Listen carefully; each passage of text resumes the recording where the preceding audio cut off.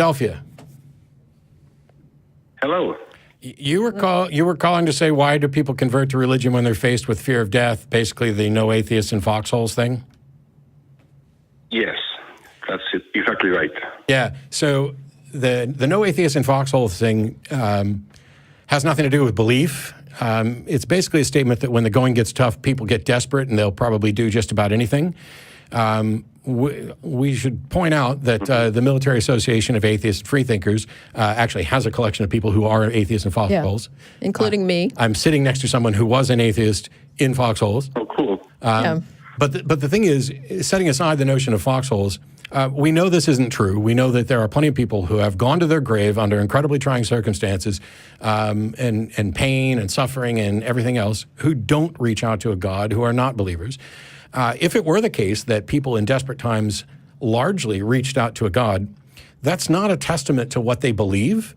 It is a testament to the desperate nature of the situation, and that they realize every action is futile, and so why not take this other futile action? And what they haven't been presented with is the argument against taking that futile action, and that's this.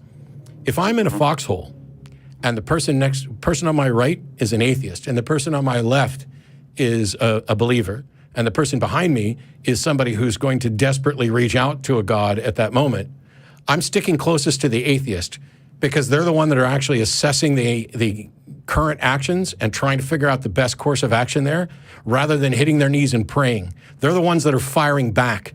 They're the ones that are doing what they can to help pull people out of that, rather than going into a panic state where they feel they need to reach out to an imaginary friend. It's simply not true that all people will reach out to a God under trying circumstances. It is garbage. It is an insult that is being tossed around with this no atheists in foxholes by believers. And what they don't realize is that they are actually damaging their case for their belief in doing so.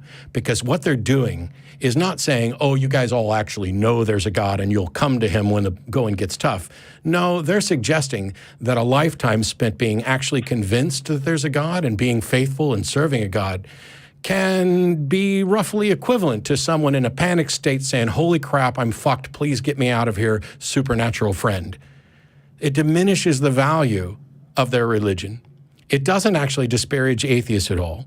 And even if every single human being in history in a trying time had reached out to a God, that's no more evidence for the existence of a God than if they hadn't. It is utterly and completely irrelevant. It is about human nature. It is about what people will do when pressed, when in fear, when despondent, when every possible course of action they could come up with seems like futility. It doesn't tell us anything about whether or not there's a God. It doesn't tell us whether or not God belief is reasonable. And what it does is it tells us that humans, as we already know, are not always rational. And when things are incredibly difficult, sometimes some people are less rational. Hope that answers your question. We are completely out of time. They're going to be doing Truth Wanted next. Thanks, Jen. Thanks to all the people on the other side of the glass and the people in the booth.